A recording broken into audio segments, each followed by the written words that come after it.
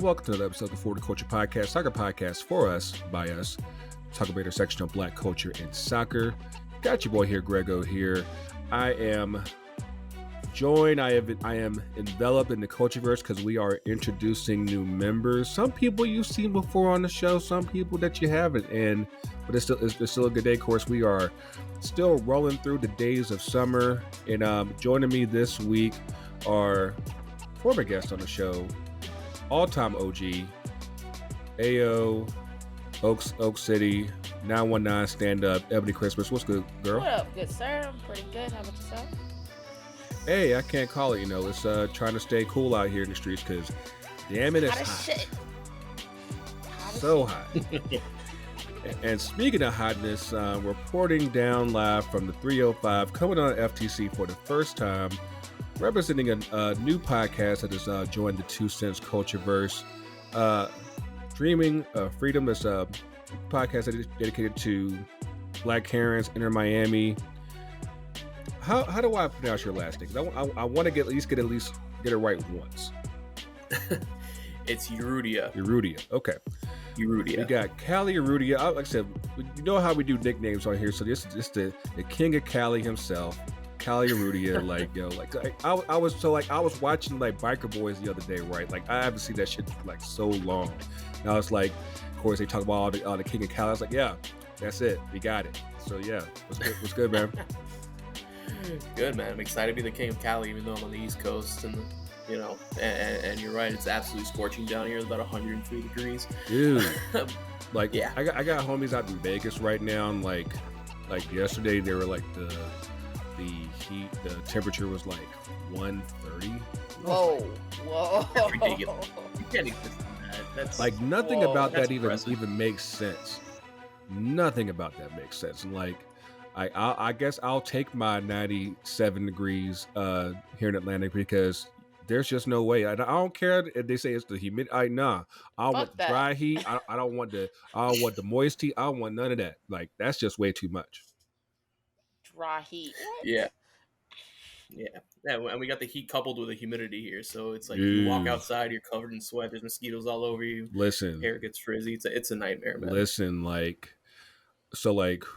course, the home team here in Atlanta, we played on Saturday, and like I made it a point like if the game's at 7:00, I'm not getting out there till like 5. I'm getting out there just to say hi at tailgate, and then I'm going to the stadium. Like y'all, those days of me hanging out from like 1 to 6, they're over.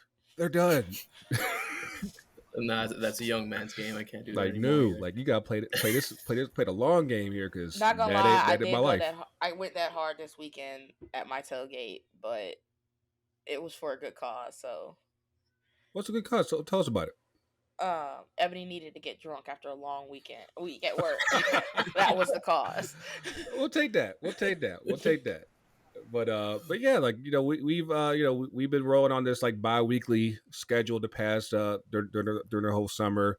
We're chilling out, and but you know what? Like the past few weeks have actually been very exciting for American soccer, and we're gonna get into that and more. Of course, thank you guys for checking out your favorite podcast apps: Apple Podcasts, Google Podcasts, Spotify, Anchor, Audio Boom, iHeartRadio, and of course the FTC UTD YouTube channel at 2centsfc.com and also ftcutd.com.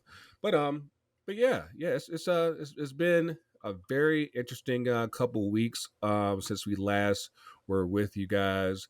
For the first time in like since Eboni was like in like probably middle school, the U.S. men are going to the Olympics.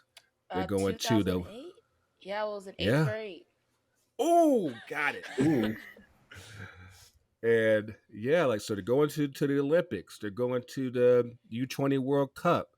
Like they're already kicking off the 2026 cycle off to a really dope start. So yeah, like they won the Concacaf U20 championship 2 weeks ago.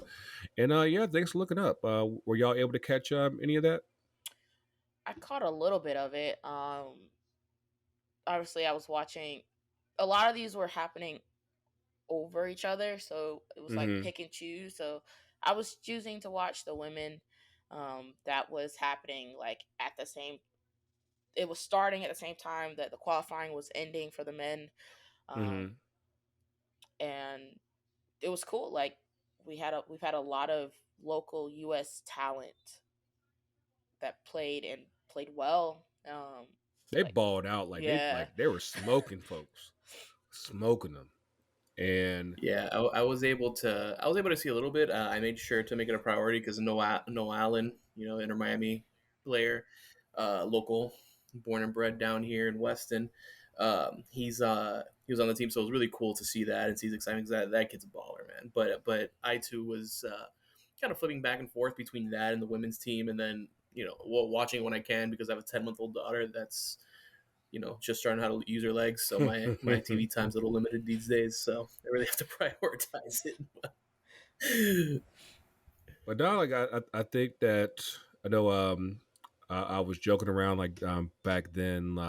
Paxton Aronson, brother of Brendan, he won the golden ball for the tournament, and I'm like, whatever his parents are doing, like, can we get about maybe like four more? Like, I don't need the whole team. Just give me but I about need at four. least two defenders. I need two defenders.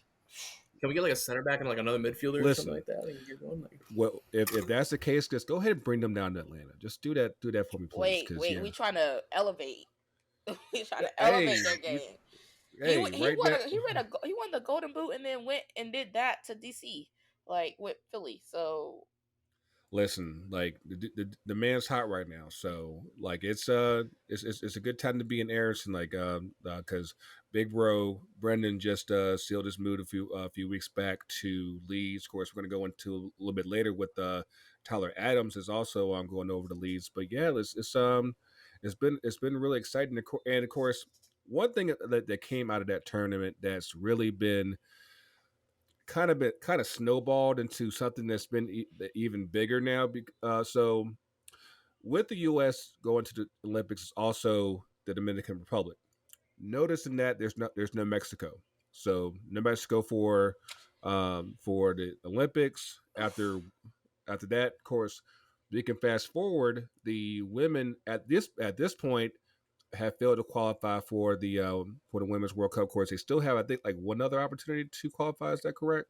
Oh, they done. they done. They didn't. They needed to Wow. beat the U.S. to get into that third spot to Oh, go into the damn. playoff. yeah, So they're done. Done. They Oh, they wow. don't get World Cup or Olympics. Whew. Man, like this been a real tough year for Mexico. Like all things considered, like, and I think we've kind of talked about that in a little bit more detail the past few months. Like, because for the first time in forever, the Mexico team did not win Concacaf Champions League. You missed out on the U20 championship. Now you're missing on the Women's World Cup.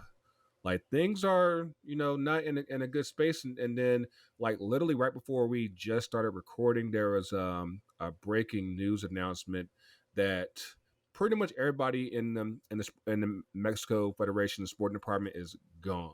So sporting director's gone. The only person that might still be left somehow is Tata. Of course, I guess that's to be determined. But right now, things are upside down. Who would have thought that if you had told me like 2017 that USA would be where they are qualifying for all the World Cups now and Mm-hmm. Mexico is not, you would be, I would have looked Yeah, at you like you were crazy. Because I remember yeah. sitting in a bar crying. And, and It's how the turntables, because yeah, it's shout out Michael Scott. but yeah, right now things are not looking good for Mexico. Like, yeah, let's yeah with the women. So last night they played the U.S. Played them tough, played them real tough, and oof, all these considered, the U.S. women were lucky to get that 1-0 win, but yeah, they needed Mexico needed that win. And it's like all things to because of course if y'all have listened to our sisters over at Shea Butter, um, like there's been high hopes as far as like where the Mexico program has been, especially with how the women's program has been developing both at a national level as well as with at the club level with Liga MX Femenil. For them to kind of fall flat like this, like when they lost 3-0 to Haiti, I was like, oh, this is not going the way that um, they planned like at all. It was shock. They were coming in very very dangerous. Like players were performing at club well. They had played a few friendlies, uh, done pretty well in them.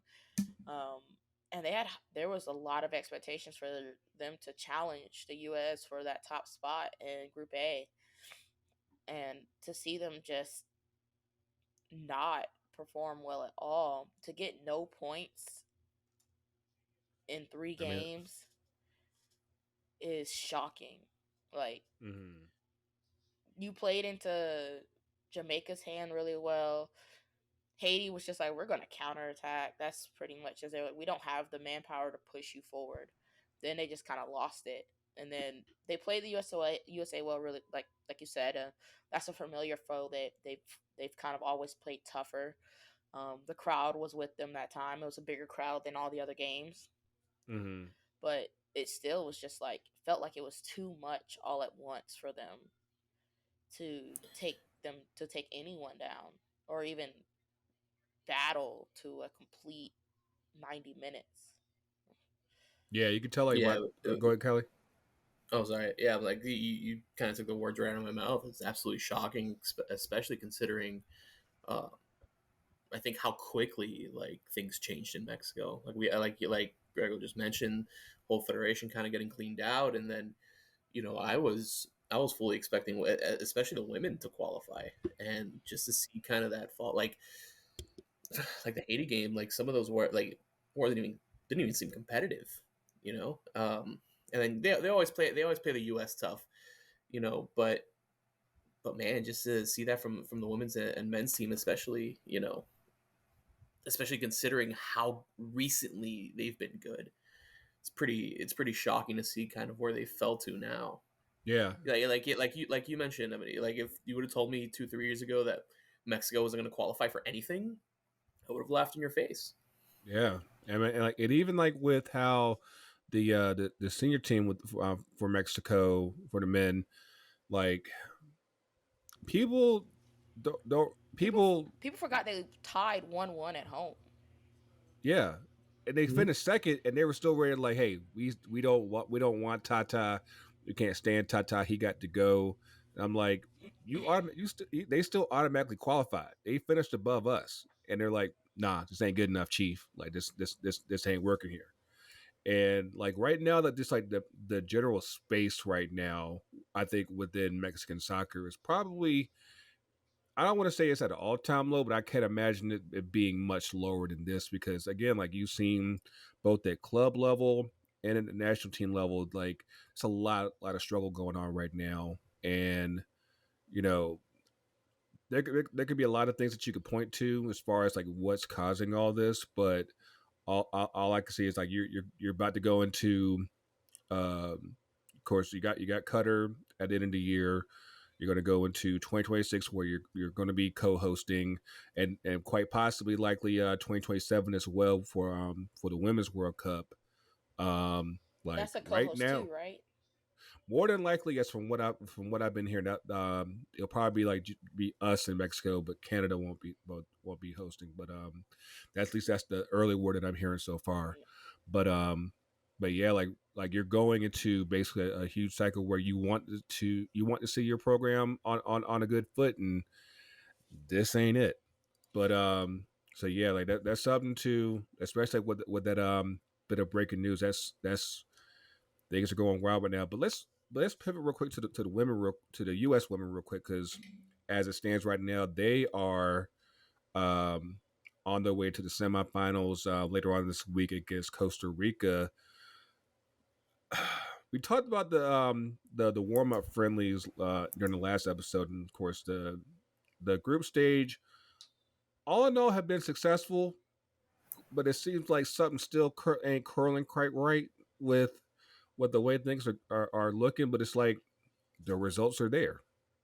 So there was this quote from Blacko earlier that really threw me off because we're in the middle of a tournament and Mm-hmm. he's not, it didn't really make sense. So Mm-hmm. now I got to find it for you because it was a hot mess. Let's see if I find it. Find it.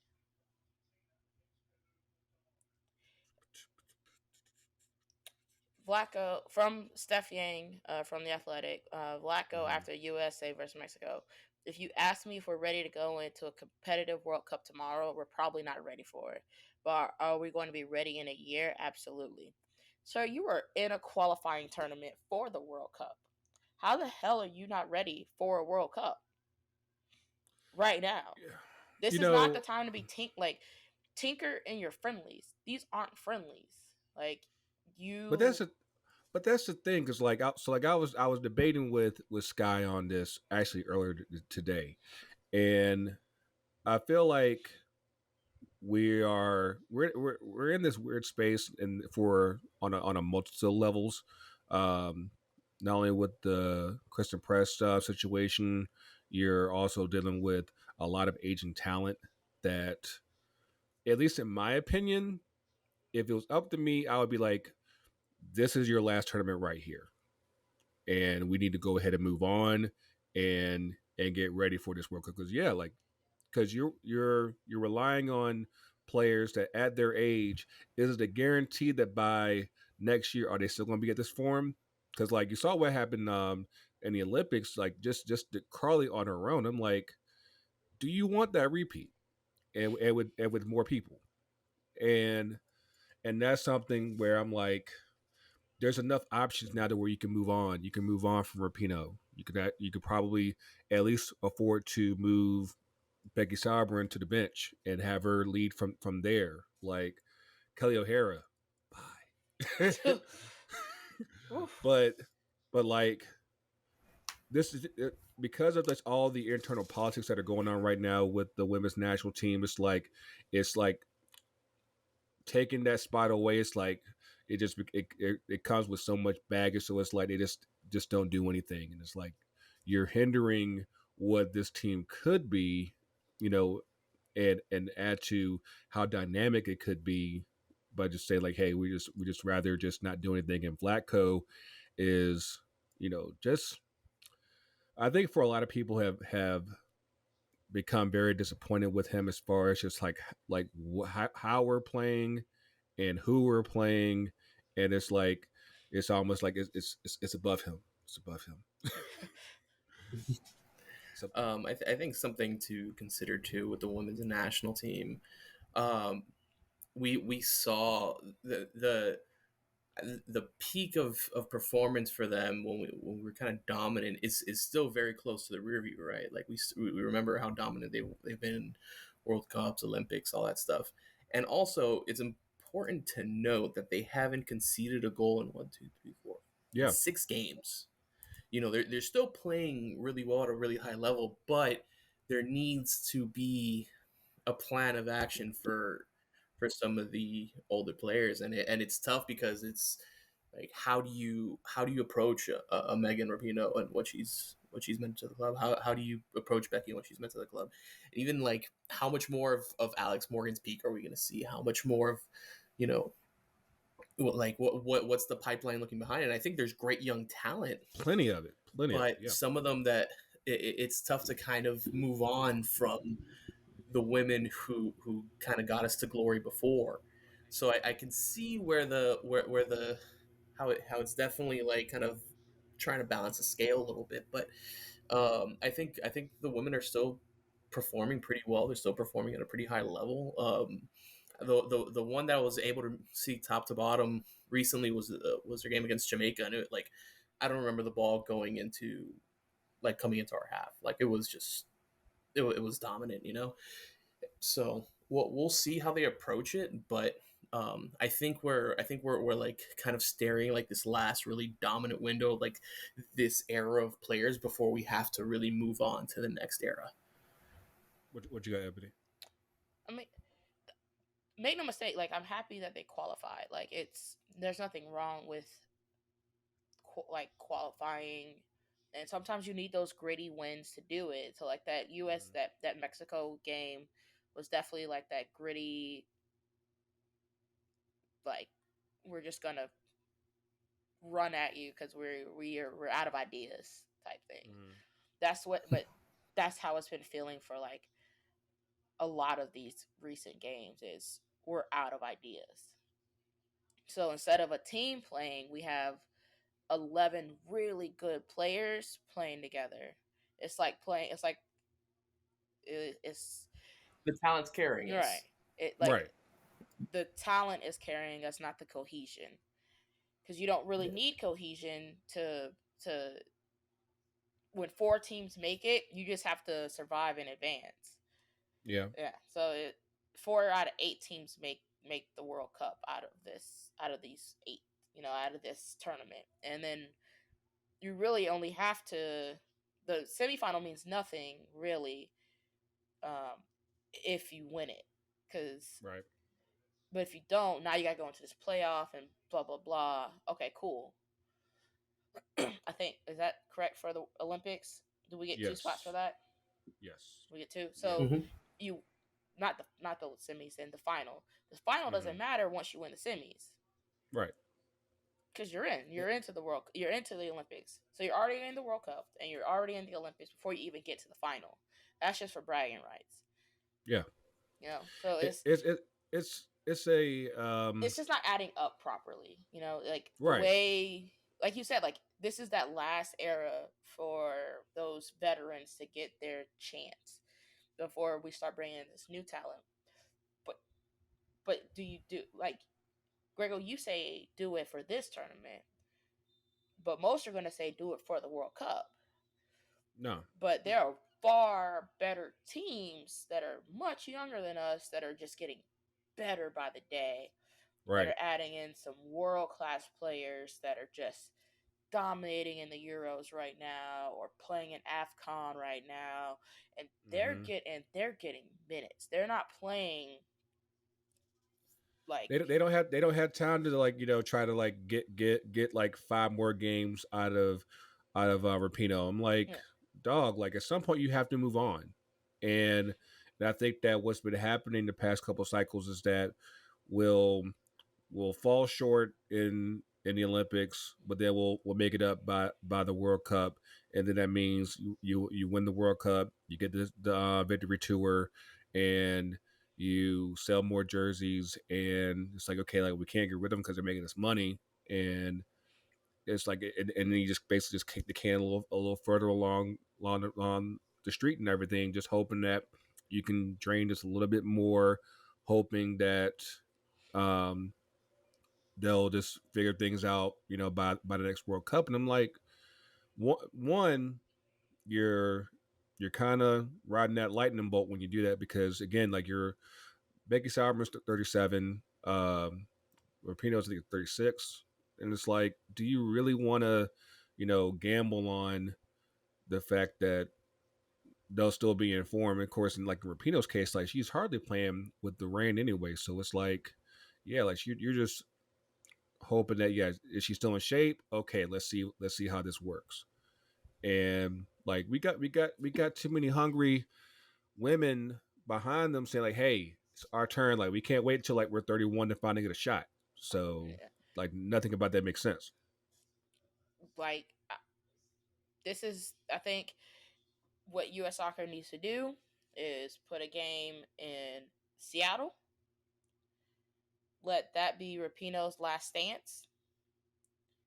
Throw or in Cali, wherever Sauerbrunn lives in Portland, so do a Mm. Cascadia weekend, like Mm. Cascadia thing, then go from Portland to Seattle or opposite, whichever fucking way, up or down, I don't care.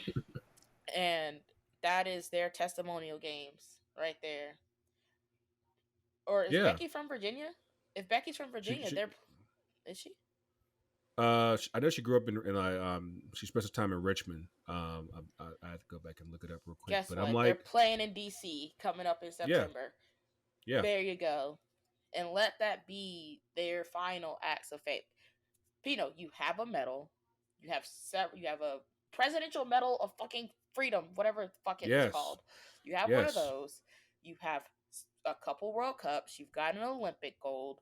You've got an Olympic bronze. That one's gotta hurt the most, but you got it. Like, I'm take your like, money and run, girl. Take your money yeah. and go. Like you Yeah, but do you think because, and maybe not from it maybe not even be her decision, but do you think the federation, like the U.S. Women's National Team, want to let basically their most recognizable asset walk away before a major tournament? She's recognizable to the old crowd, but the new crowd knows Sanchez, Rodman, Oh, yeah. Macario. Those are the names they're looking for now. Press. yeah. That's what these new age kids are looking at. So they know Rapino as the old player that won't leave. that's that is Woso Twitter in a nutshell right there. I mean, so like they've done their service, like and like you said, Ebony. Um, Shout out to Rapino and also to Simone Biles. They literally just got a presidential medal of freedom a couple weeks ago, and I'm like, you got World Cups, you successfully fought for equal pay, you actually got it. I'm like, there's nothing else more to do, nothing, nothing. Legacy you cemented. Yeah, you tired, boss. Go to bed. Like go sit down. but like that's where we are. Like it's just a funky space, and until somebody is able to rise above the politics and actually get to, building. If the goal is to actually sustain, um, the championship success, like you got to grow and evolve and not hang on to just every last person that you feel is a star and everything. But we'll see how that goes. But you before we go on breaking that and you mentioned it a little while ago. The Euros, um, the Euros started while we were off, and so far, I, I I I was not ready for England to smash up Norway the way they did. Like, matter of fact, they might have That still was scored a wild. goal while we were recording this.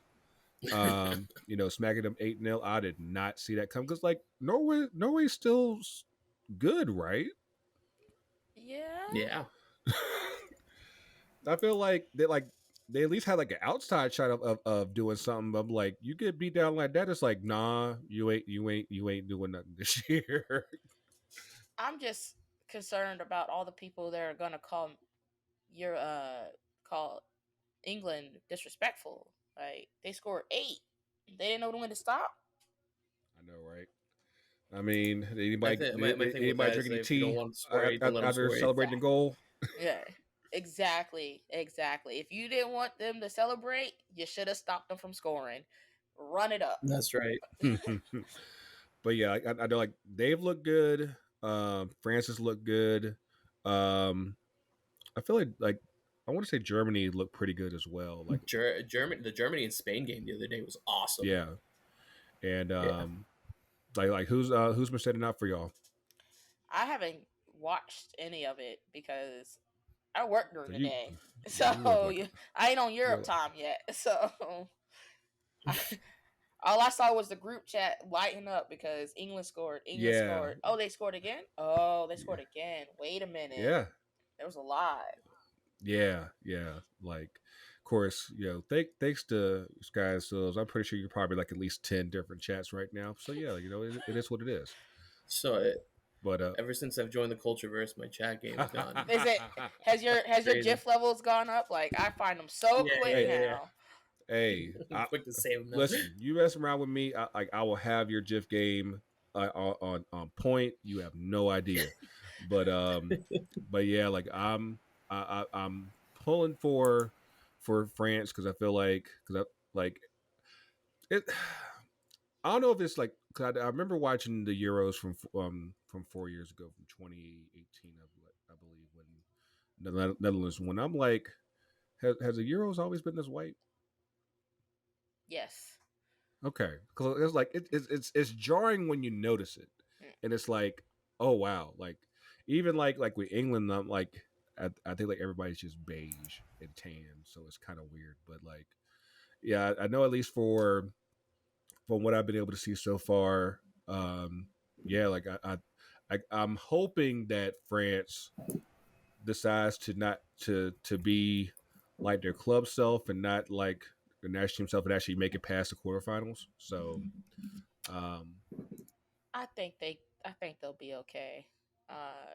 This is purely from like watching all of them play at club. So right, I haven't got to watch them play like a full game and here that's the thing yet. is like they've been so dominant at club level, but then like it seemed like whether it's the Euros, whether it's the World Cup, it's like they keep shitting the bed, and I'm like, like I'm hoping that they can finally break through. I feel like they're the women's version of what Spain used to be, where it's like everyone knew they were good, but you just kept on choking in a major tournament, and then they finally broke through and just started winning everything.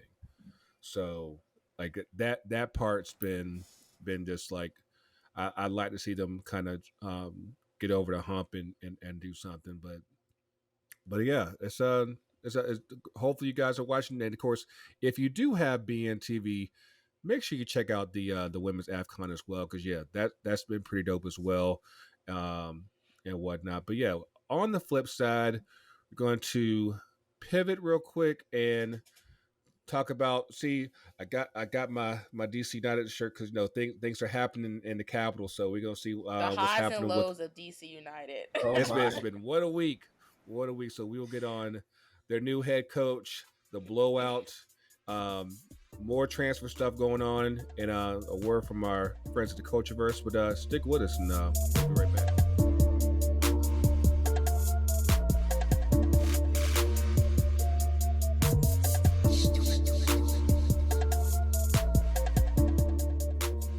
And we're back.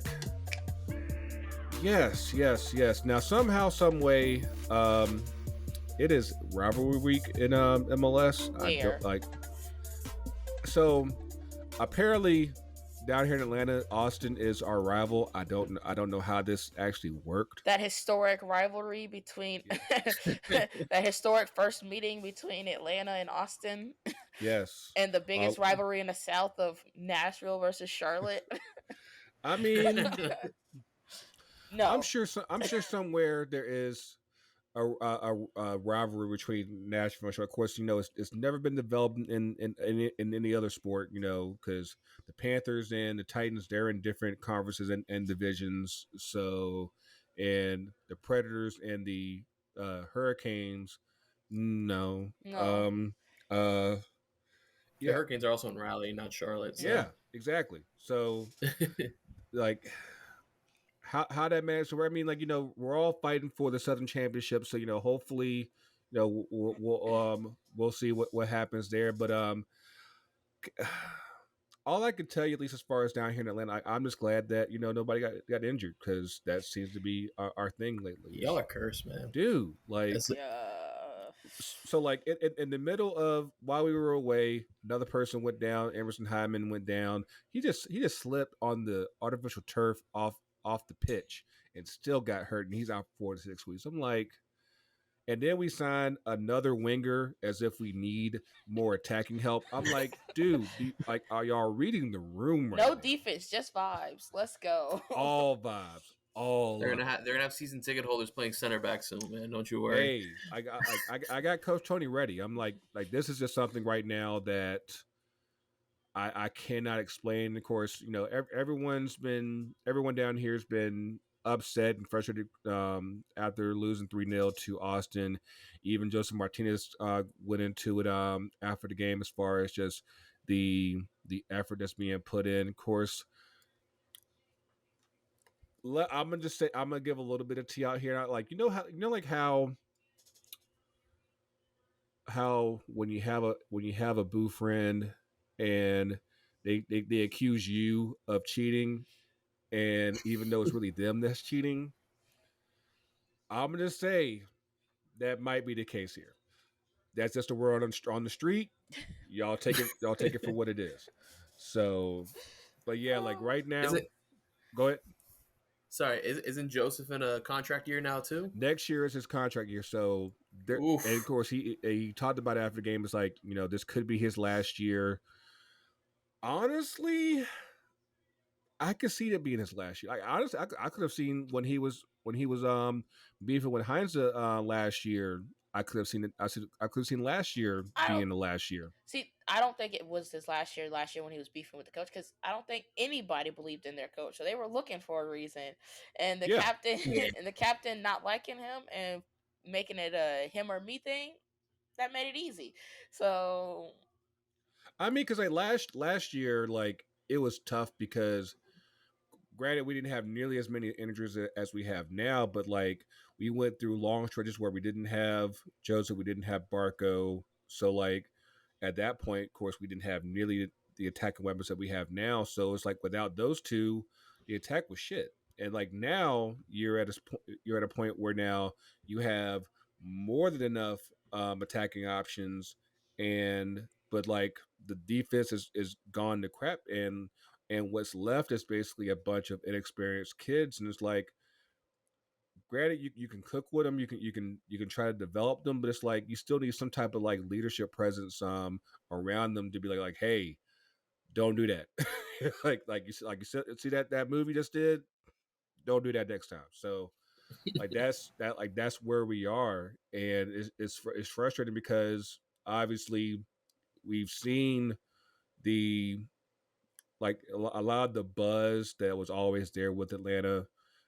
It's slowly dwindling away, and and one thing that we, of course, we said it many times on the pod. You know, just like the front office, they're not reading the room as far as one. They might need fresh blood themselves as far as just a new voice, but then like I said, you see what's going on the pitch, and what we need help with. Granted, like we did have we got keeper Godinho from I think Club America. He's coming in on loan. I think we have a center back just coming in. I'm like, we need defense. We don't need we don't need attack right now. We're good on that. Like I mean, even Dom Dwyer is relatively on form right now.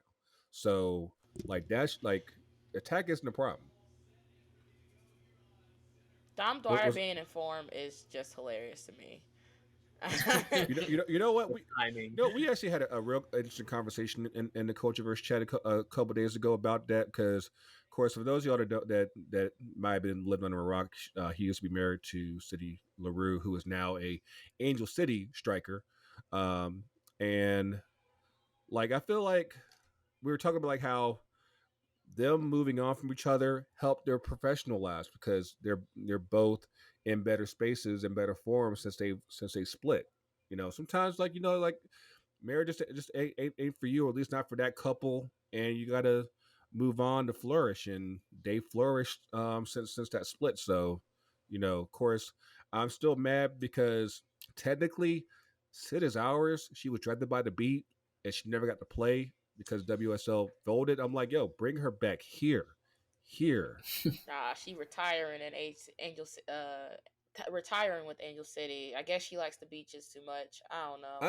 I mean, like they even had her on SportsCenter a couple days ago. Like, of course, I actually stayed up late to watch that interview because they kept on hyping it up. I was like, dog, like, can y'all go ahead and get to this interview? Like, this shit took for fucking ever. And but yeah, like, I definitely see her flourishing in Angel City. Of course, she's UCLA alum. You know, she grew up out there, so I think the opportunity for her just as a player. And of course, once everyone gets healthy out there, when press comes back next year, that attack will be even more dangerous. So it'll be a dope thing to see. But yeah, it's good to see her, and I could definitely tell that she's enjoying being back home.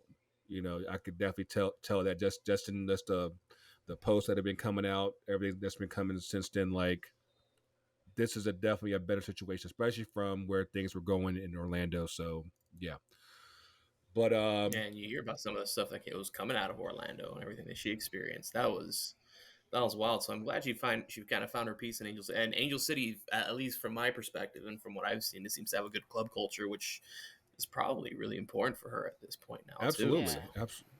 that's cool. Go ahead. Huh? Oh no, I mean, like you said, the culture around Angel City seems to be like player first, which a lot of Mhm. clubs can't say, which is so sad, but it it works for them. So I'm glad she's back with familiar faces and Allie Riley, back in California where she moved to, Mhm. um, after leaving her mom, and back in familiar territory. So especially playing with press again, Mhm. that attack is going to be Yeah, so be fun to lethal. watch. I'm so mad about it because Charlie, Charlie, Kristen Press, and Sydney LaRue playing together on one field with Endo serving balls to them all day is highly unfair, and I'm gonna need someone to investigate. I mean, the crazy thing about it is that like they haven't really even used everyone that's available yet. Because like I feel like I've barely seen Swaby play yet. Like talking about, and I'm like, there's so much talent stacked on that squad to where if everyone gets healthy and everyone gets on the right track, like Don't let Sky yeah, tell it, man, because she oh think this yeah, team yeah, about you to ain't gonna be fuck. She thinks you ain't this gonna be team shut is her up. trash right now. No, you can shut her up right now, but when they all on the field together, nah, everybody's muting Sky and the group chat. If Sky, if you're listening to this, I'm muting you in the group chat immediately the moment the 2023 season starts. Just letting you know. You I know mean, me, was she loud on Saturday? Because I mean, they beat YV. but no, actually. But I also was So drunk, so I can't really say if she was or not. she was like, "You doing something? I don't know. You figure it out." I ain't even watched that game. Didn't even watch that game. I was just like, you know what? Let me take this little nappy nap. but but come Friday, we got a little bit of a shea butter derby going on here. You know, Courage in Angel City. How, See, I'm just here for the good times and vibes. Like, I mean, it should be a good time. It should be a good time, of course, a good time in Cary, and yeah. I'm rooting for everybody gay. That's all I got. That's all I got. That's what's up. That's what's up. Good policy. But yeah, of course, it's summertime, and well, I would be remiss if we did not hit back up on some transfers that have been coming in and out of MLS, Europe, and whatnot. Of course, the big one that I mentioned back at the beginning of the show was Tyler Adams uh, is heading to Leeds United. So now uh, they have Adams, they have Aronson, of course, they're coached by Jesse Marsh. They're going The after word it, Richards too. yeah, Yeah, I was about to say I saw that one on the rumor Remember mill. and Full that's a America? Like, this is about it, to be that like team. so. For those of y'all that don't know, because Leeds has been out of the Premier League for so long, they're actually a pretty big rival of Man United, and I'm like, y'all are messing with me right now with all these Americans on Leeds right now. I'm Yeah. this is just not cool. And I'm like, I'm trying my best, you know, to not find favor in Leeds, but I'm like, y'all keep bringing my boys over, and it's like, dog, like this isn't fair, man. And but it does bring up a interesting situation, just because like it's something that we've never really been able to see as far as for American players, is that because typically like let's just like it's very common that you'll see this in the Premier League where let's say like you have a coach from the Netherlands, and they start bringing in, you know, a left back from Ajax, and try to bring in a Dutch midfield from Bayern, from Barcelona, and they keep bringing in the guys from their country that they know that can play. And this is the first time where we've seen an American coach be in a position where it's like okay, I can bring some American players to my team and try to sauce this thing up and whatnot. So that's been something that I'm like, it's really been cool to see. I just wish it wasn't at Leeds. Yeah. And it, Damn, but man. Like, I was like, yes, I want a Tyler Adams Leeds kit, and then it hurt me to say that because fucking right, God. right. I will say, as a Liverpool fan, I love this. Oh, yeah. This is was warming my heart a little bit. I do have a hot take that Pulisic ends up at Leeds also. Whoa. It's a Ooh. hot take I have. I know his contract's about to be up with Chelsea, and You, you we'll don't you we'll don't you don't see. think your boys are gonna try to get him? No, They don't need No, I him. mean, Mane is gone. I mean, they Mane's gone. That one hurt. I'm not ready to talk about it. Origi's gone. That one hurt. I'm not ready yeah, to talk he's about it. gone too. But we signed Darwin Nunez. Hmm. They love Luis Diaz. Jota's young. We still have, obviously Mo Salah, and Bobby Firmino's a bench option at this point. And don't sleep on Harvey Elliott either. So I don't think we need Liverpool don't need a lot of help on the wings or up front or anything like that. What we need is probably more youth in the midfield. And that's kind of But like more I feel central like midfielders. I don't think Pulisic will fit that. I think that because like honestly, like I was kind of surprised that Liverpool did as well as it did last year. 'Cause, like I do see like the age coming up to where it's like how long do you want to hold on to this? Kind of like with the U.S. women, like you want to go ahead and start moving on, or do you want to try to hang on to this a little bit longer? And so it's been interesting to see. But yeah, like I know you apparently Juventus took a look at U.S. agent and so far Chelsea said no. So listen, that's a to be determined situation right now. But Juventus did pick up finally confirmed the worst kept secret in the world, picking up on Paul Pogba on a free. They also signed uh, Angel Di Maria on a free from PSG, and but yeah, that's and I'm gonna go ahead and just touch on this real quick because we try our best to keep the seven talk to a minimum on here, but of course obviously like the United just started their tour in Thailand, no Bangkok, yeah, and of course Bangkok. we did beat Liverpool, just so you know, Ah. and but the Sevens on the tour and he looks like he's trying to get out, and I'm like I don't mind it I'm okay because with it. I am 100% okay with it. Chelsea, that rumor about Chelsea, and I was like, you know what? Let me help him pack. Like, wherever you want to send him, you let me know, and I'll pay postage. Like, because like it's Taking off my Liverpool hat and just wearing my soccer fan hat. Yeah, I think obviously the best days of Ronaldo and United are behind him.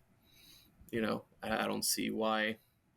I think it's time for a fresh start. I'd let him walk. I'd let him go, whatever the I price. But mean obviously he's still considered a huge brand globally, so apparently he's willing to take a pay cut, but I'm like, how far of a pay cut are we talking about? Because it's not like you're about to just go to Spurs and slum it up and everything. But he could take the converse, Bale contract. Let him have it. I mean, like personally, I think that this is a great opportunity for him to just say like, I'm gonna take a loan and go back home to Sporting and do that because I mean because he'll be a free agent in a year anyway, so it's like he'll have a victory lap back home and then he can decide from there whether he wants to. If the charges ain't on him still here, he can think about MLS. He can do China, whatever. But I know as far as United goes, like even without the off field stuff, notwithstanding, um, I feel like at his age, like what United got going on is bigger than keeping him. So we just gotta go ahead and let that narcotic go, just like go.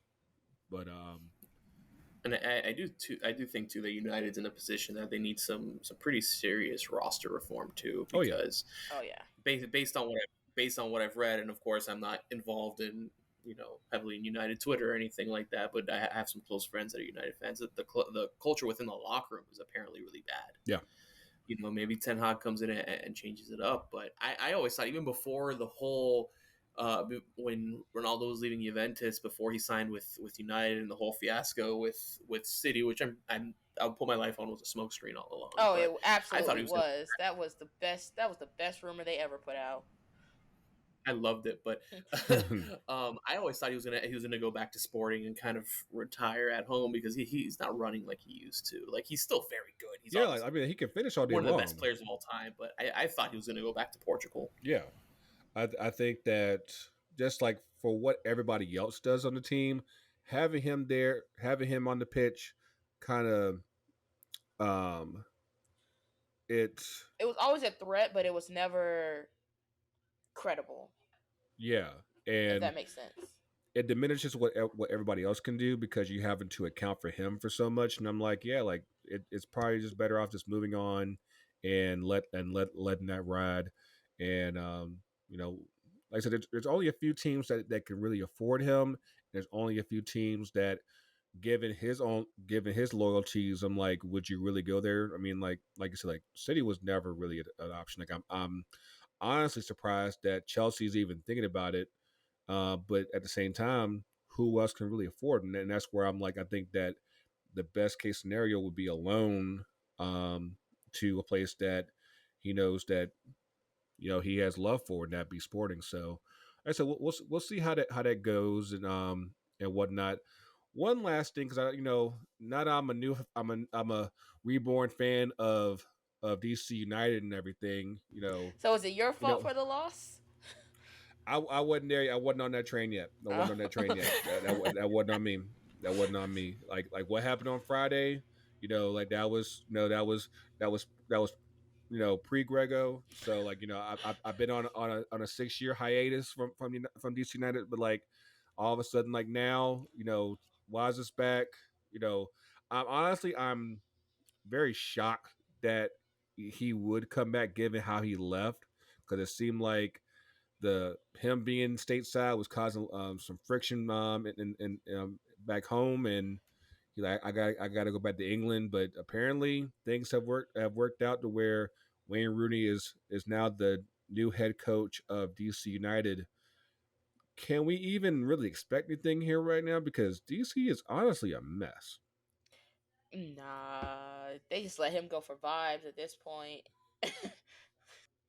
Um, I mean, it's. I mean, we're at the halfway point of the season, and you look at what Rooney did at Derby, considering everything they were going through, and it was an absolutely impressive coaching job. But I do want to point out two things. One, pretty sure if I remember correctly, well, when he was playing at DC, that his wife absolutely hated DC. Mm-hmm. And then two, I am absolutely shocked that Wayne Rooney's only 5 years older than me because that man looks old. Man, listen. There, like I don't know if y'all remember, there was this Nike commercial that came out back during the 2010 World Cup, and like kind of like a what if scenario, and and Rooney missed a penalty and went off into obscurity and looked all scraggly, lived in a trailer park and everything. He doesn't look that far off from that from now. No, Nike nailed it. Yeah, Man, he looked like he been through some things. Like Derby fucked him up. Like he lived a Yeah, I mean, the guy went in there with what was it, a 12-point reduction in the 21, championship, and they said, "Hey, 21. don't get relegated." Yeah, 21. And he managed to survive, and I mean, I'm sure that dude had to drink himself to sleep every night in that whole mess over there. I So I might have mean, done it. relegation will take the life out of you and just suck it all dry. But so you asked the question, what does he do this year, and how much time how much time are they really giving him to like turn things around? Are they going the Derby method? Because you can't get relegated here. So it's like, you safe from that. yeah, so you say from that, you're currently 13th out of 14 in the East. Mm-hmm. You've got Chicago, Toronto, and Atlanta and Miami around you, not too far off, and 7 clubs make the playoffs. You're not making the playoffs. Let me kill some dreams right there. You're not making the playoffs. But how Is it close to that impossible? playoff? Is it impossible? I Yes. mean, because like, Yeah, I was gonna say, MLS is wacky, man. I think it's really feasible for I mean, the like, MLS is the weirdest because league on the right now planet. You 6 know or what I 7 places are Charlotte and Cincinnati. I'm like, do you Oh really trust damn. Charlotte? Yeah, do you really trust that? I mean, it might not be, but at the same time, it's like that whole 6th to, I guess, 13th. It's like, who can you trust right there? You have Charlotte, Cincinnati, Columbus, New England, really. Uh, it, Inter Miami, Atlanta, Toronto. It's like, I'm trying to I would see think. who Charlotte has remaining on their schedule to see how well they do going into the playoffs, and they got some tough games. Like I mean, they got. they got I mean, LA still, they got NYC still, twice NYC still, they got Philly. they They got already they got beat New York once, so maybe they can come in. they got Cali's crew in enter on Saturday. Like, how you feeling about the Saturday? Man, Miami's. I mean, we're playing pretty well right now. It's been kind of an uphill battle. Obviously, us facing relegation, not relegation, but sanctions, and the roster hasn't been. We're essentially right now playing with zero DPS because Gonzalo has been absolutely useless. You know, Oh, so we are clear. We are off the Higuain boat. yeah.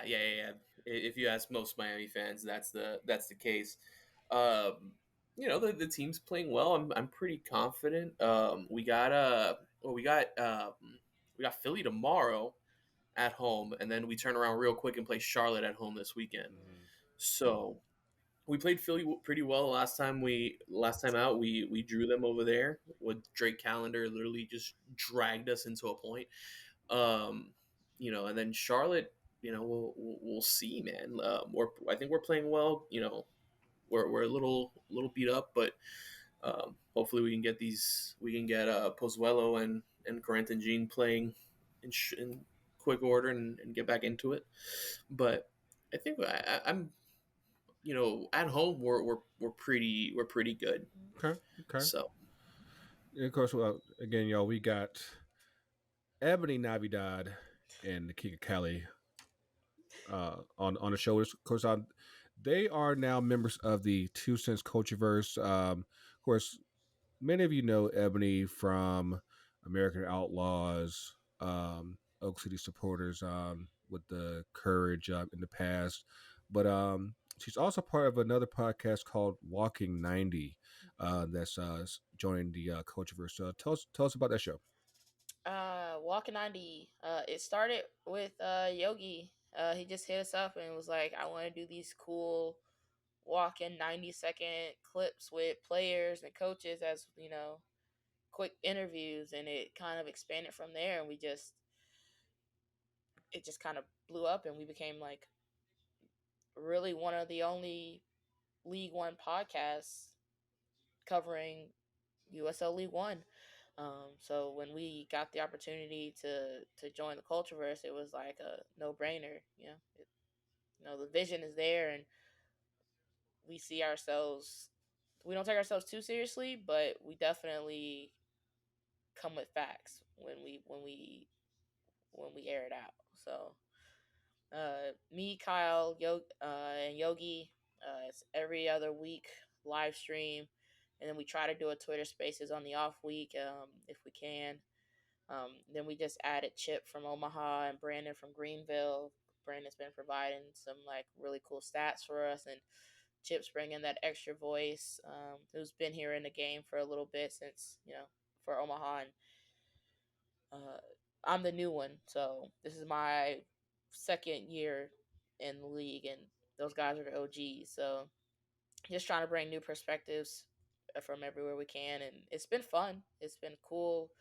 We've got our mid-season show coming up, and the league is wild. It's close. It's closer than it's ever been before, which is weird to say, especially for like a 4-year league, or Right. 4 or 5 year league. But this is probably one of the more exciting seasons that I've watched and participated in. Mm. Yeah. Oh, and Is we just added another team for 2024. yes, Huntsville. Yeah, that's a fresh announcement. That came out just Yeah, earlier that today. the Santa Barbara, um, that's gonna be fun. I don't know if you saw it when it dropped. Yeah, Santa Barbara Sky Football Club. They'll be adding a men's and a women's team to League One and W League, I Okay, think, in okay. Santa Barbara in 2024. Hold up. Um, Is Huntsville League One or League Two? Huntsville, Knoxville. No, Huntsville, Huntsville. because Huntsville that's also is no. League League Two, Two. Oh, aren't no, they? no, wait. That's, No. that's not even MLS Next Pro. So yeah, yeah, Oh. yeah, because they got announced today too. Like it's very That's interesting their times. Nashville baseball. There's very interesting times right now with lower division soccer because especially with MLS and USL ending their partnership, it seems like there's quite a battle going on right now for new teams and whatnot. But yeah, Santa Barbara, gotcha. And of course, also joining the Cultureverse is the Dreaming of Freedom podcast that Cali is a part of. Also with our man Professor Jermaine. Also with homie athlete that y'all be meeting pretty soon on the podcast. Tell us about that podcast. Yeah. So, Dreaming of Freedom, where it started off, we're all part of the Black Herons Independent Supporter Group for Inter Miami, um, and I can go on forever on some of the things that led us to have to be the Black Herons and stuff like that. But in our chat and stuff and talking to Jermaine and AD and some of the other people, we realized that it's so important um, that we talk about football in a more personal context. So through the lenses of social justice, through the lenses of race and all that stuff, and um, how the intersection between those things, right? And how sports and politics, like people want to keep them separate, but it's impossible to do that. Um, so we came together and we kind of came to this idea and it formulated over months really. And we're kind of toying the idea of when to kick things off, and then Jermaine went up to Atlanta for the Juneteenth game and talked to Reggie and Aero and some of the other footy mob uh, leaders, and we came up with a date and we just kind of let it rip from there. So our whole goal is to kind of talk about um, the importance of the supporter culture in football, and the importance of social justice in football, and how there's the kind of intersection between those things. So that's what we're about. We're 2 episodes deep. Our first episode we interviewed Footy Mob. It's an awesome episode. If you haven't listened to it, I highly recommend it. Not even for us, because it's just because Reggie and Aero are so full of wisdom, and they've really kind of set the standard for Black supporters groups in American soccer. And then for our second episode, we talked about just kind of the things we stand for, why we need to dream of freedom, and we had a long conversation, and it was actually kind of a pivot that we had to make, because we had other intentions for our second episode, but some schedules didn't line up. So we just kind of let it rip off the cuff, and well, what you guys heard is what we got, and we got a little deep. We definitely rattled the cage a little bit, and we've heard from some of our supporters in Miami, so Yeah, we're getting a message out there. got a little bit of smoke from that. First of all, because before the smoke, let's I gotta give this man some flowers. We gotta get the king some flowers. There's a poem that Callie reads at the beginning of the show that if you haven't listened to the podcast, yeah, just do it for that alone, and I guarantee like you'll be moved and everything, and of course the content of the episode, is definitely important because one thing that still even to this day um, there's still there's struggle going on with just the embracing of black supporters in the soccer supporter space. You know, like I'm hearing stories right now as far as just we're still dealing with situations where black fans aren't felt they don't feel welcome in just the general supporter space, whether it's watch parties, supporter stands, like it's all over the place, and that's a big reason like why we are here, um, to one normalize the space, and I think that we need to take things to a higher step. I know that Sky and I also Yogi, a few other partners that we've been talking to, like we're trying to like make things to where that space is there to where no matter where you're at or where you go to travel to, you got a partner to hook up with like wherever you go, where you don't feel alone. And I feel like that's something like, especially as our podcast that started, that was something that's always been like a goal of mine, is to make sure that, hey, no matter where you are, you don't feel like it's just you.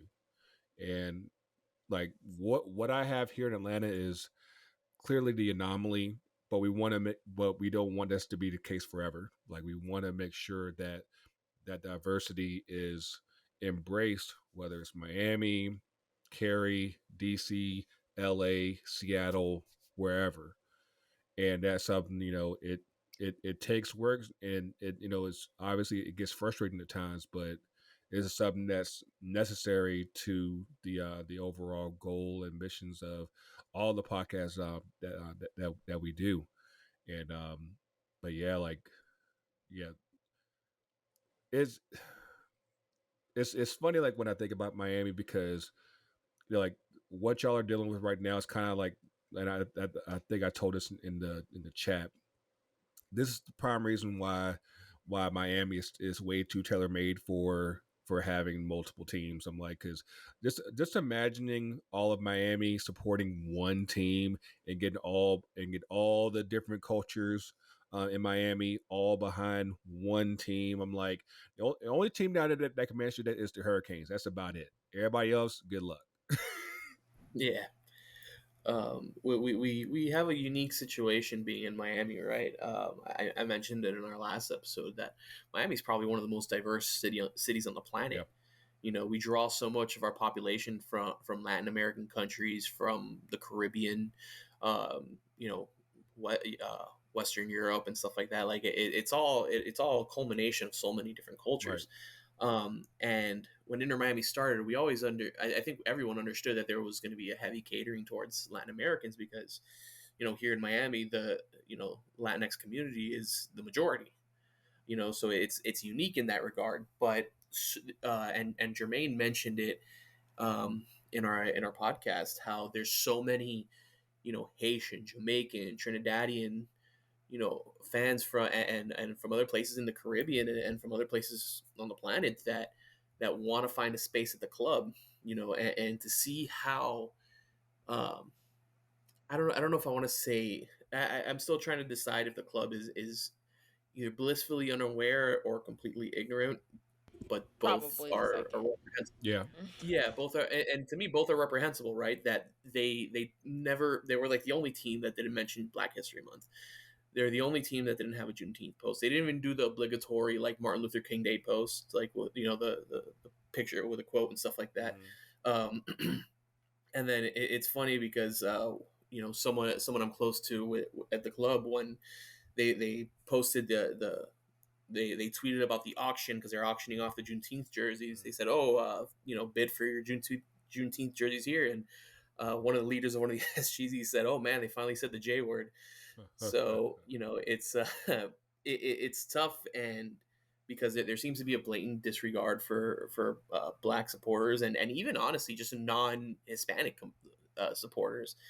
The club's really delegated the responsibility of fan culture to the two main supporters groups. Um, and there's definitely and we already talked about it. So we're not going to say names. We're not going to point anybody out, but there's definitely there's been some words said back and forth about, you know, trying to have an honest discussion about fan culture and trying to get everybody involved.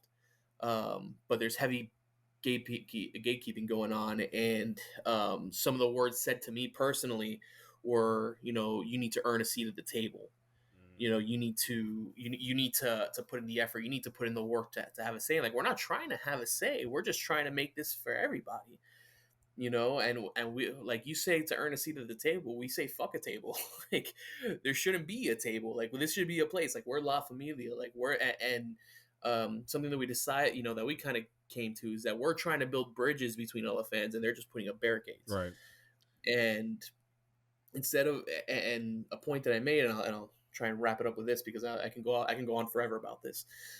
the people sitting in the north stand, which is the supporter section, 90% of them are season ticket holders, and 90% of them are affiliated with one of the supporters groups.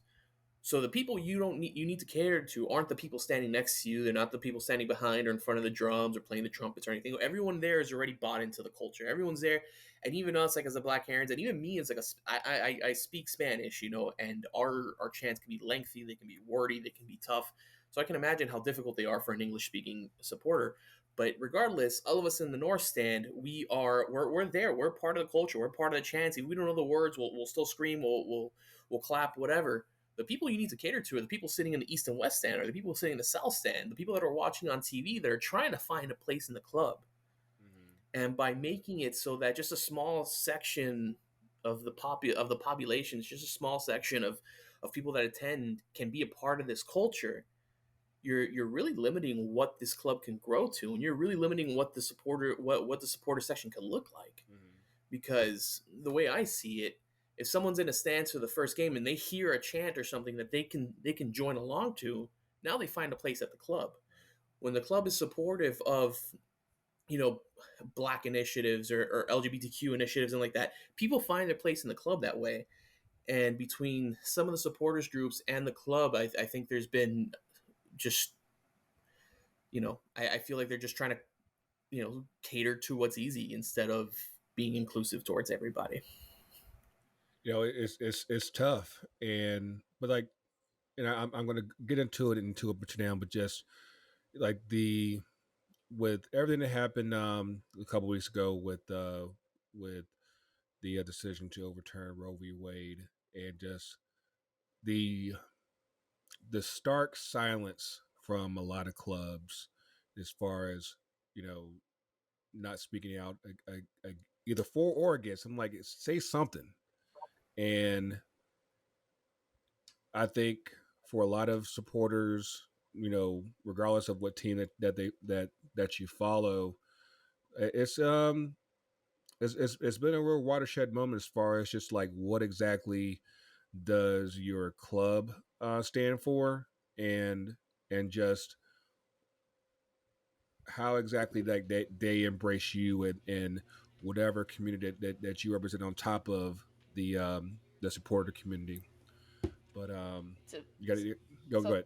to like to touch on that, like it's wild. So like, did they even do like the basic retweet of like MLS tweets?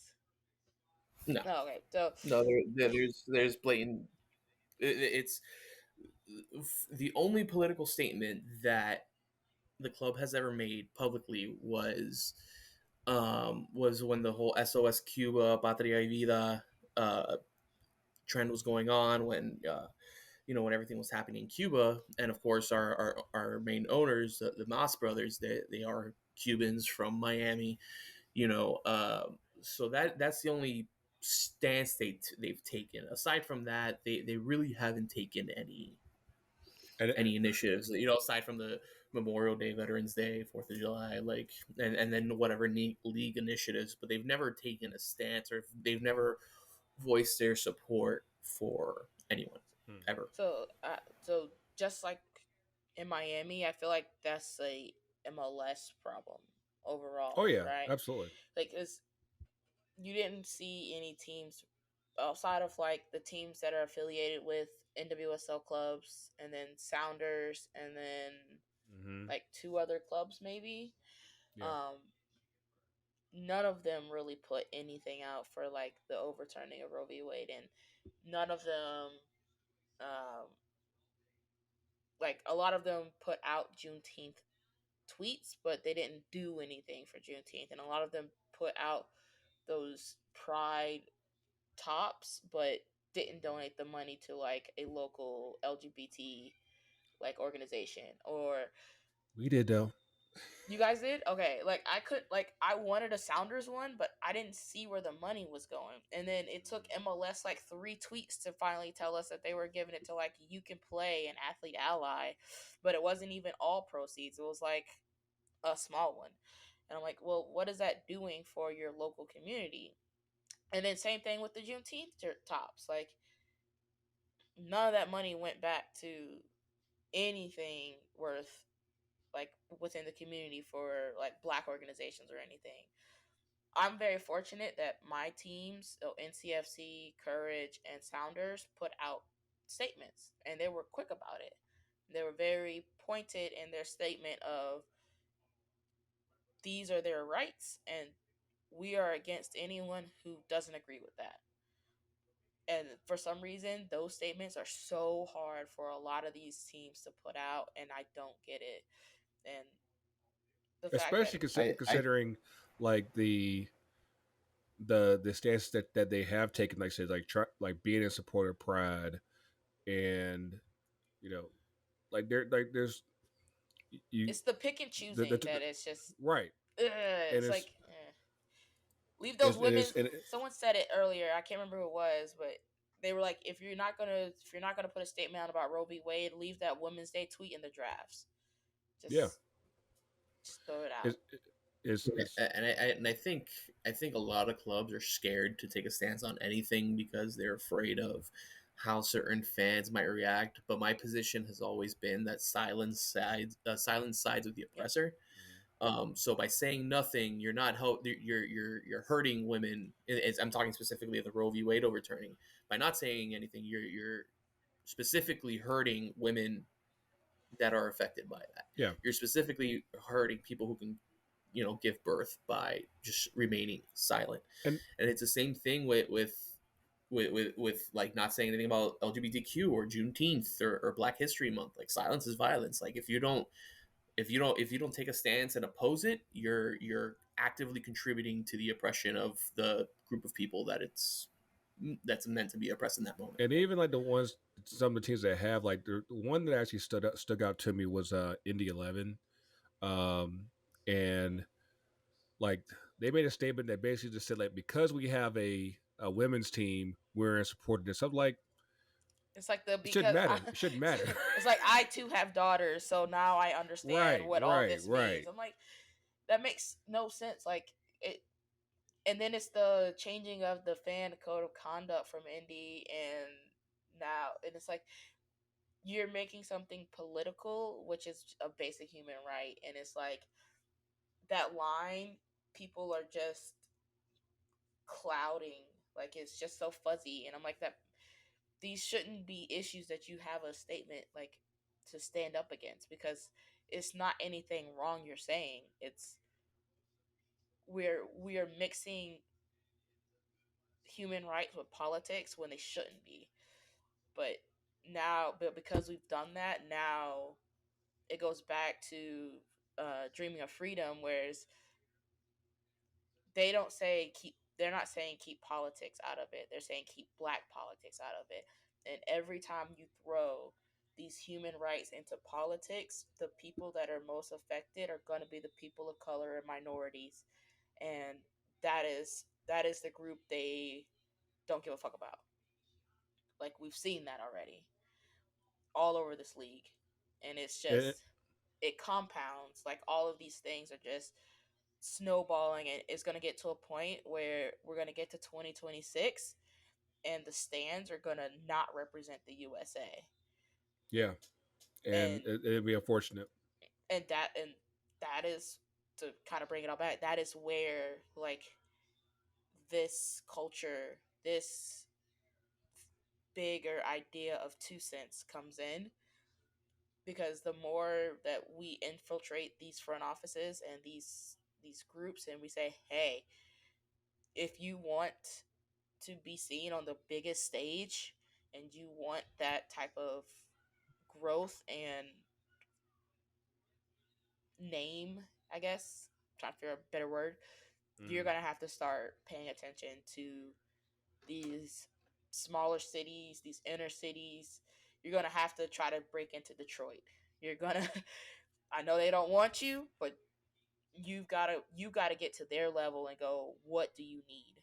You've got to Yeah, get into these. You've got to break into these League One, League Two teams and go, what do you need? Because development has to be there if you want it to, if you want the world to come into this country and see it as a top tier country in soccer. and Yeah, you're not there right now. You are so below. Like we're I, producing, but we're so below where we need to be.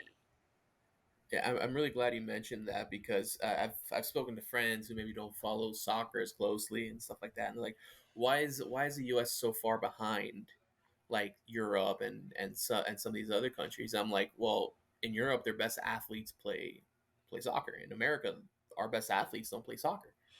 So what can we do to attract our best athletes to play soccer? And a lot of it starts pay them. with the culture. Like you start you what culture is the US Federation setting, because if you look at what America is dominant in sports, it's football and basketball. All right, those are predominantly black sports. What can the US Soccer Federation do to attract more black players to play But you, soccer? And the fact is, they have to set the culture for them to play soccer. If it's not a welcoming environment, if there's not an initiative there that they're gonna feel safe, they're gonna feel seen, they're gonna feel protected, then they're not gonna join. to kind of wrap this part up. I saw a interview with Deion Sanders early this week about how baseball kind of ran into the same thing where they priced out black kids from being able to play baseball. Like baseball was my first sport. Carolina Pines, like what's up, and like I remember those days, and then like when I moved to Virginia, and just seeing like how it was like all the black kids, like except for like maybe like my homie Steven, like all the All Star teams were like all white, coaches' kids, things like that, and I can't imagine that soccer's that much different from what, like I said, kids like me were experiencing 20 25 years ago, and what and it goes back to what you were saying, like with like Detroit City, like at the end of the day, it's always an access issue, whether it's pros, whether it's youth, whether it's coaching. Like in each aspect, there's an access issue that affects the entire game, and until that gets addressed, like we can send as many kids as we want to Europe, to Lyon, to Chelsea, to wherever. If we're not embracing the strategy that and takes everybody in and gives everyone that access, we're going to be short in the long run, and it's going to be really really unfortunate because I think that we actually do have some exceptional athletes that play soccer, but because the access isn't there, the money isn't there, they end up saying like, you know what, I might be 5'11", 160, but I'm gonna go play football instead. I'll bulk up to 190 and make it work. And like it's something that we could do so much better on. And then I'm hoping that, like I said, we have a World Cup coming in 2026, probably another one coming in 2027 for the women.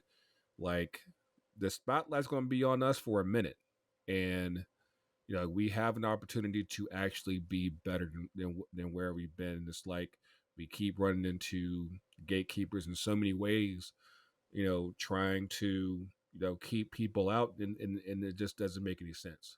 But yeah, like I said, like, I wanted to make sure that we touch on that before we wrap things up. Now, like I said, at our last episode, we were wrapping up Pride Teeth. Of course, we are joined by the co-creator of the Pride Teeth phenomenon. I did want to just again thank you for coming up with the idea with Sky, and we were able to make a donation of $100 each to Athlete Ally and to the Black Women's Players Collective. Um, I'm actually like I'm given what's happened again with the Roe v. Wade, we might be making one more donation because yeah, like I said, right now, whether it's women's rights, um, and just like again access, like there's a lot of things that need as much support as we can afford to give it. So again, if you didn't get a name set, that's cool. You can always just donate directly to Athlete Ally, to the Black Women's Players Collective. We'll leave the website information on both here on the podcast notes as well as on YouTube. I promise this week we will put our stuff on YouTube this week. I promise. But in the meantime, it is so like we're recording this on Tuesday the 12th. This is the first day of Prime Day. So by the time you get this episode, it will be on the second day of Prime Day. Do not spend all your money at Amazon.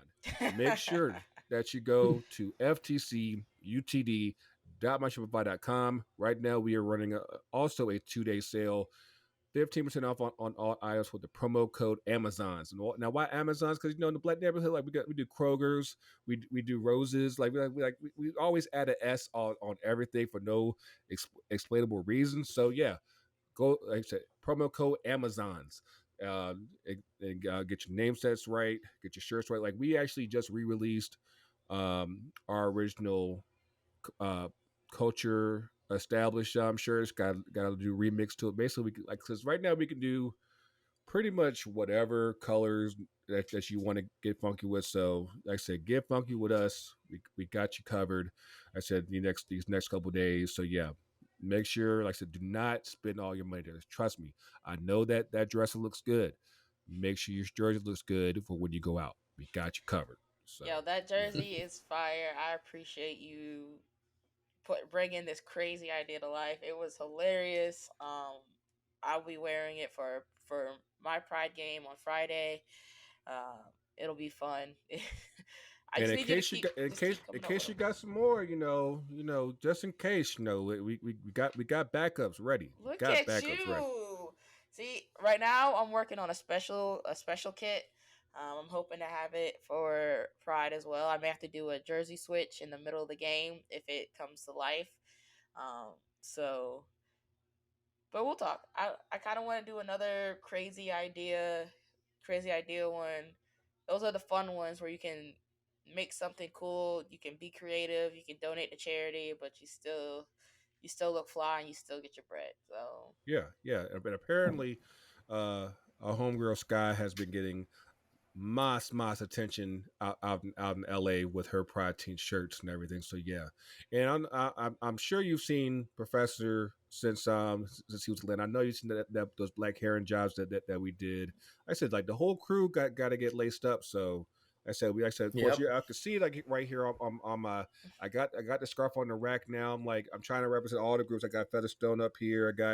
I got Richmond. I'm trying to get the whole crew represented. So yeah, make sure you get you straight, Cali. Yeah. Actually, I bought I was speaking to Jermaine. Actually, I don't remember if it was yesterday or the day before. I bought the Juneteenth, one of the Juneteenth tops. I wanted to send it out to you guys to take care of me a bit. Oh So yeah, we'll definitely talk about that. absolutely. So yeah, make sure I said before midnight Pacific time. So because we got to make sure that Panda gets straight. So yeah, promo code Amazons. But yeah, it's been a dope episode with you guys. Let's wrap this up with two up and two down. Of course, for those of y'all that are unfamiliar, like so, we give shout out to two things that we like going on in the culture or soccer, and two things that we say, you know what, that ain't it, Chief. So let's hit up with Cali first. What you got, man? All right, so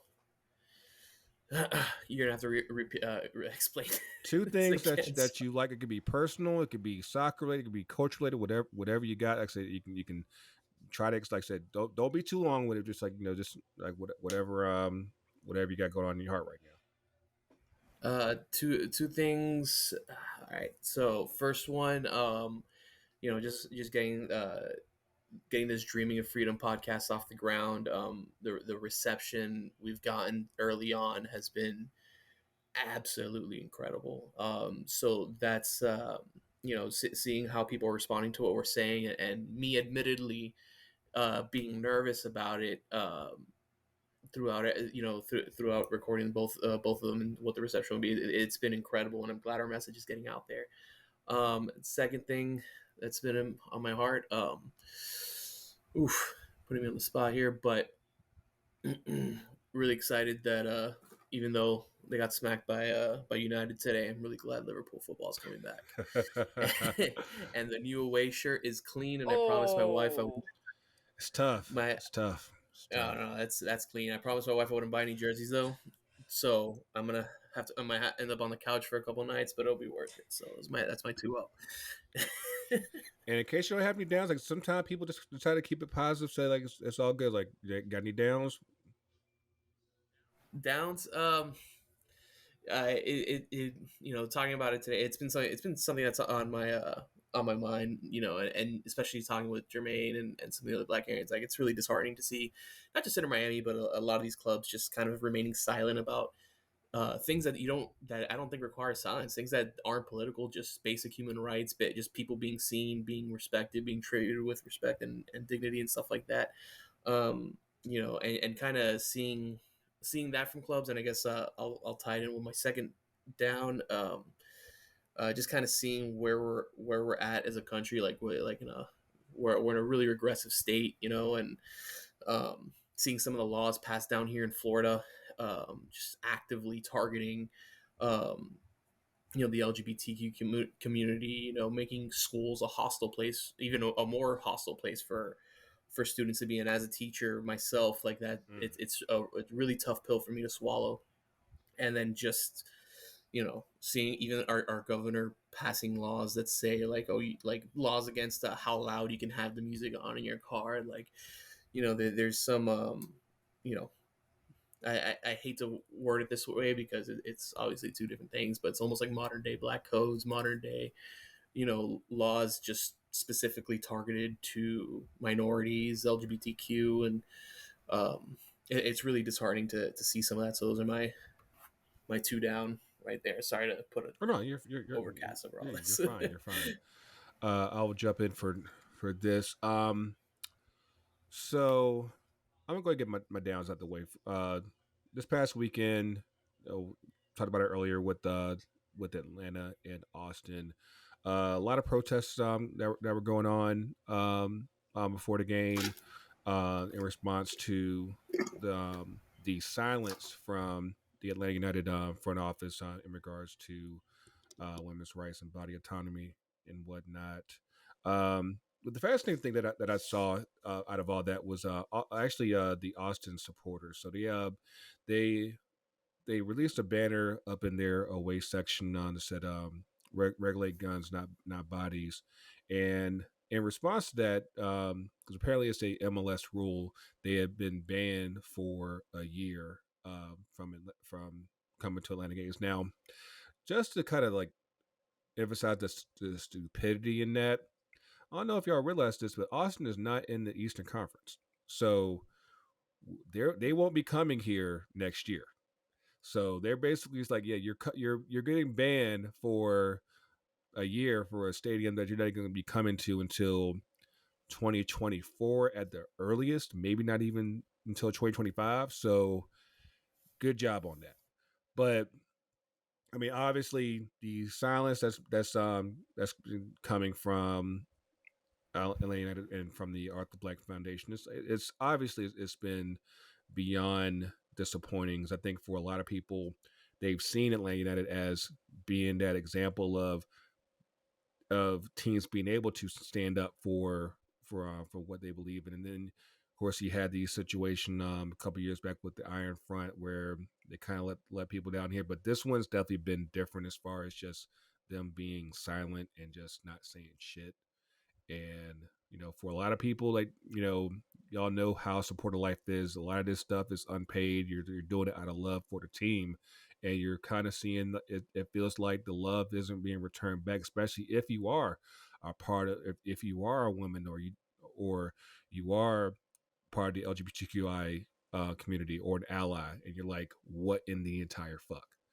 And that's something that, like I said, I think for a lot of people, especially given the way that United's playing right now, it's like there's going to be some tough decisions and probably some really big changes in the atmosphere coming sooner rather than later. I mean, right now we're leading in the league in attendance, but that might not be the case forever. And like that's one thing I've always said about Atlanta is that even for all the success that's been there at the gate, we're not so ingrained in this community where you can't fumble the bag and turn people off and and and turn off your supporter community. So uh, I really hope that the team figures out something because they still haven't said shit, and it's been a few weeks now. So yeah, um, my ups, of course, is it's not just is it one of my favorite time of year for transfers.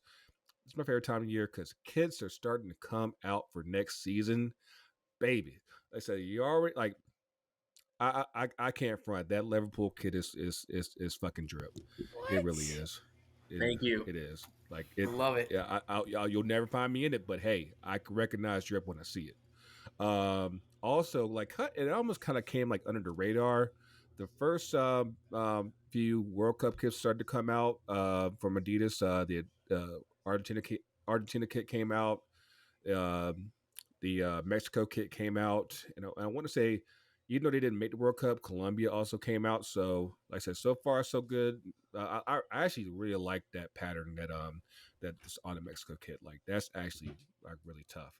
And but yeah, um, Man United finally came out with their home kit.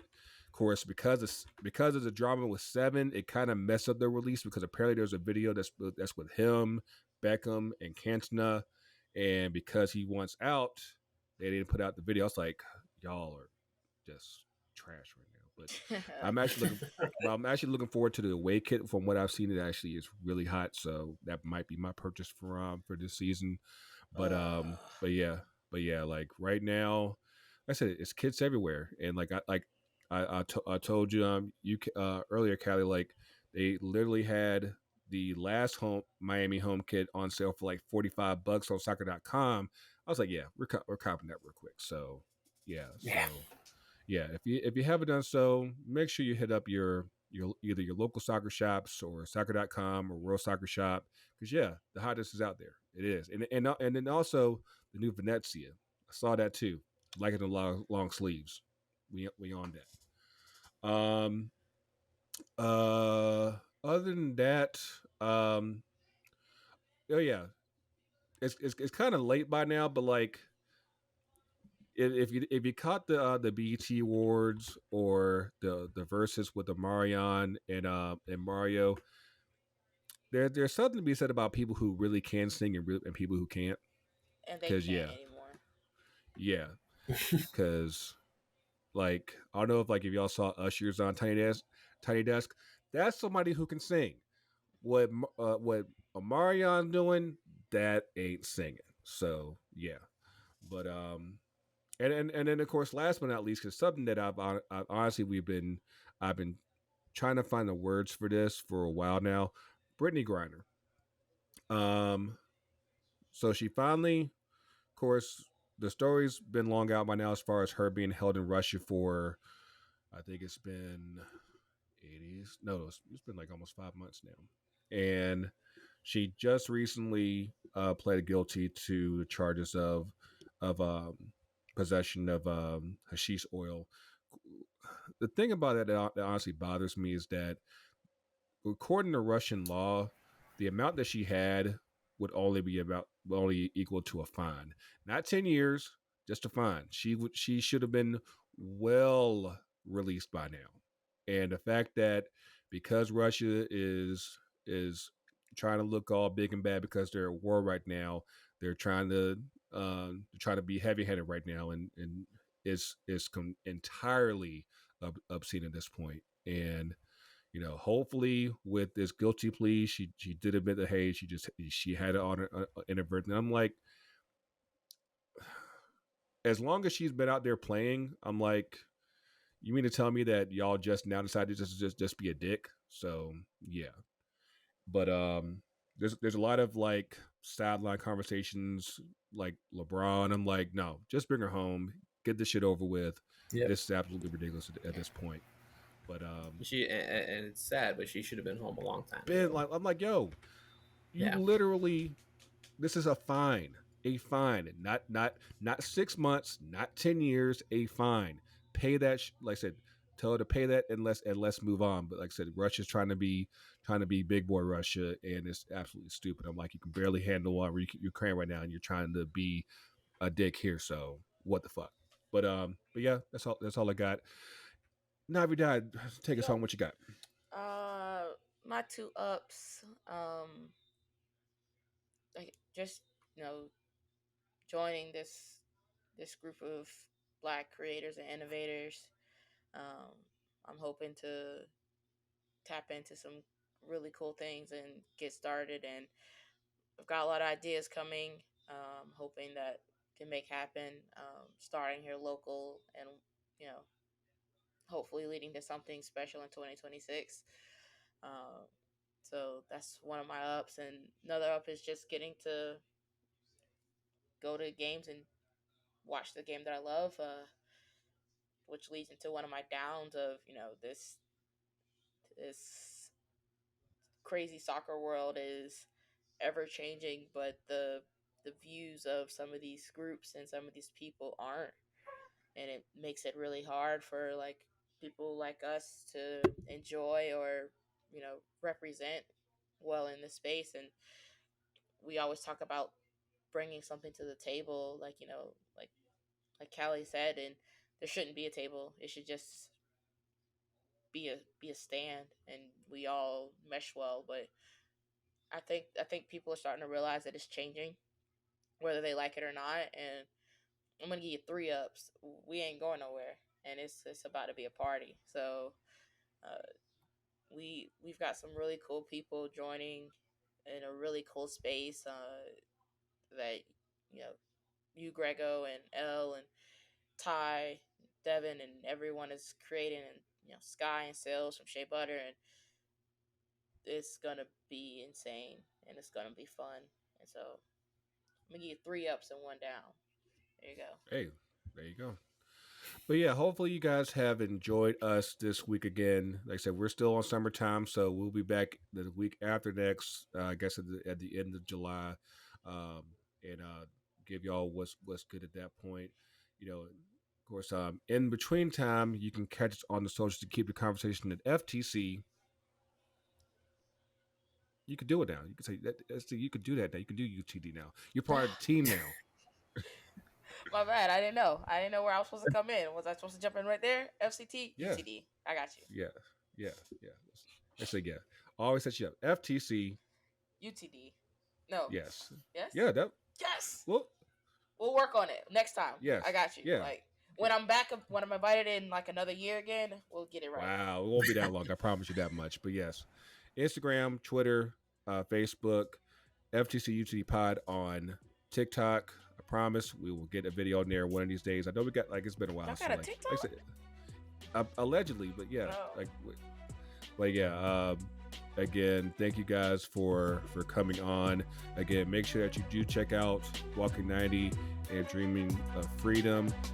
Where can they find them on the socials? What you got, Ebony? We're Walkin 90 Pod on Twitter, Walkin_90_pod on Instagram.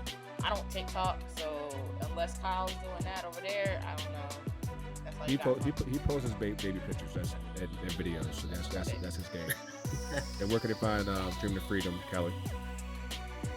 We also do not have TikTok. But you can find us on Twitter at FreedomDreamsBH and on Instagram at Dreaming of Freedom Pod. Indeed, of course. Make sure you hit up Shea Butter. I believe they're finally changing their stuff to Shea Butter FC, but until it's official, make sure it's at SBFC_podcast, 2 Cents FC. Can I kick it? FC. I said we're all unfortunately Kaya. She's actually on the Patreon on Shea Butter there. Make sure you hit up there. That was a funny episode. We might have a Patreon one of these days. We're still working on that, but yes, make sure you support the crew. Again, thank you guys for this great episode. Until then, and to keep the conversation going on social, the culture's real, culture's everywhere, ain't going nowhere. Promise you that much. And be careful that for that BA variant.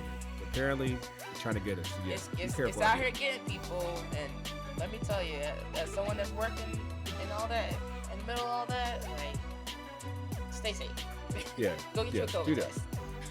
Yes, and if you can, go ahead and boost up again. But yes, we will see y'all soon, and we out.